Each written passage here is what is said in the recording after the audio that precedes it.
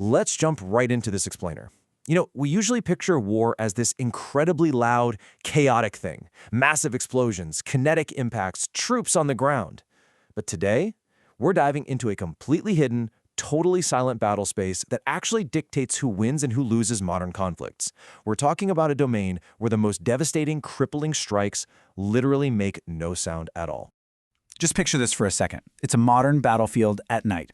Everything is operating perfectly. Fighter jets are soaring overhead, drones are tracking targets, missiles are locked on, and these massive, complex radar systems are monitoring every single movement.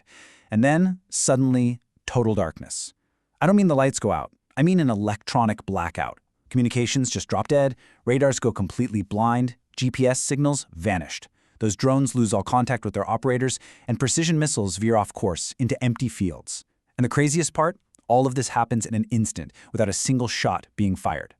What if the most powerful weapon on the battlefield was completely invisible? To understand how an entire military force can just be paralyzed silently like that, we have to look at the electromagnetic spectrum. Basically, this is the invisible foundation of modern warfare. It's the whole range of radiation, covering everything from the radio waves your car uses to microwaves, infrared, and even visible light. In military terms, the EMS isn't just a way to chat over radios anymore. It is an absolutely critical, highly contested warfighting domain, just like land, sea, air, or space. The reality is, today's militaries are 100% reliant on this spectrum. Think about it. Autonomous drone swarms, precision-guided missiles, advanced radar networks, multi-billion-dollar military satellites.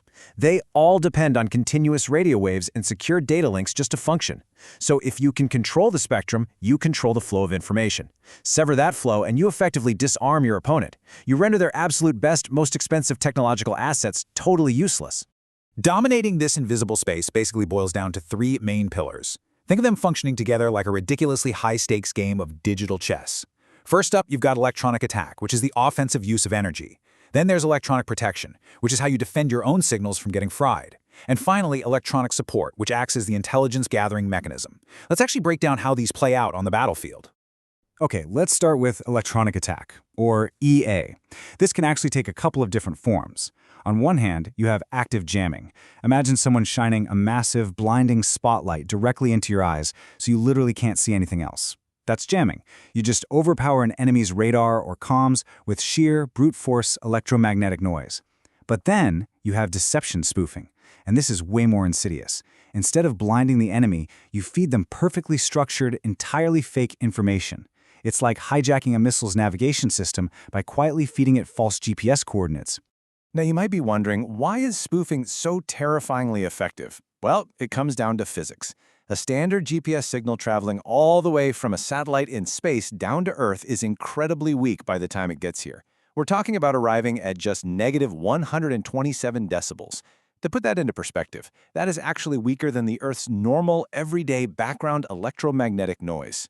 Because of that inherent physical weakness in space signals, it's actually remarkably easy to overpower them locally.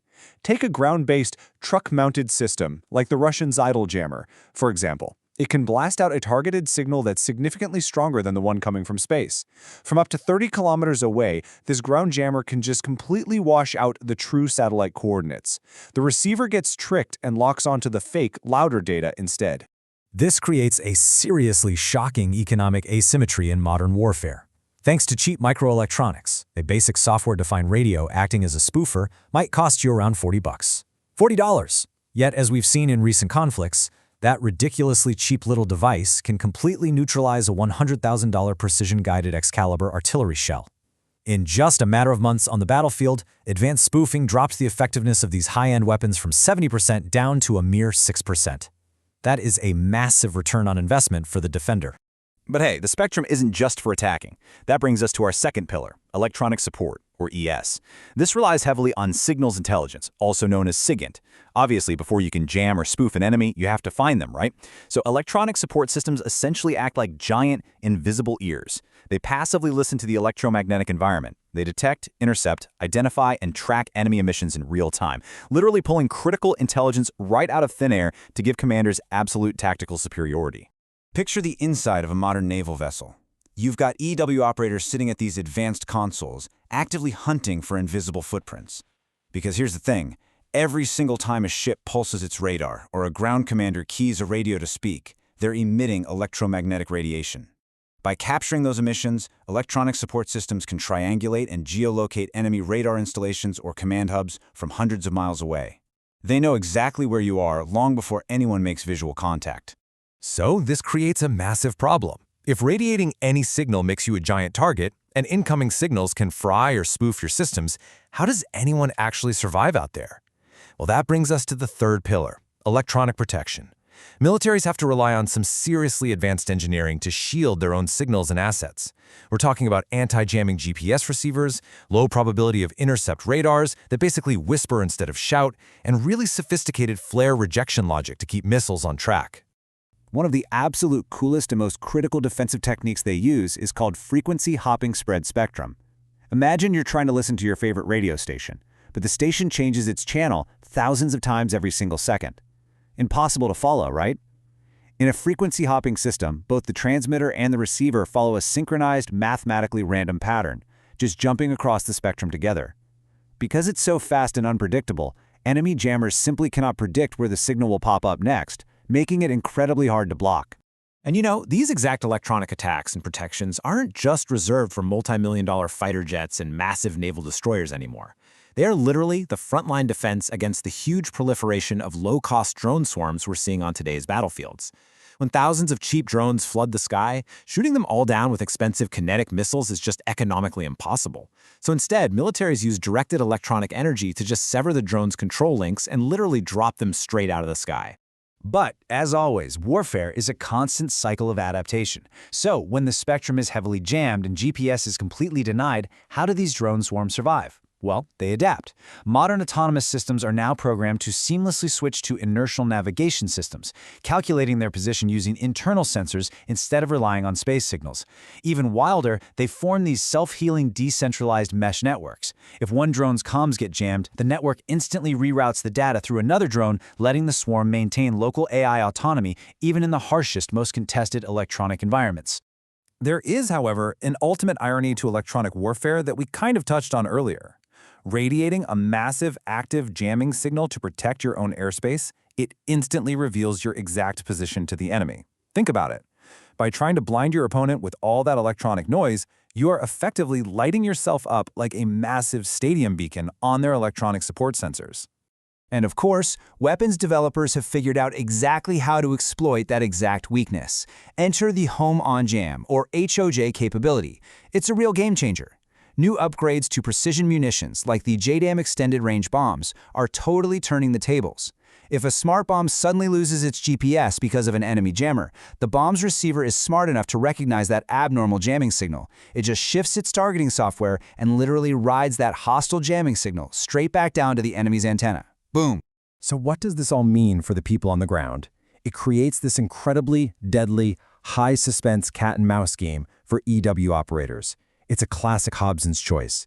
Imagine you're an operator and an incoming strike is detected. Do you switch on your powerful jammer to protect the troops and the assets around you, knowing full well it might draw a home-on-jam missile right to your exact location?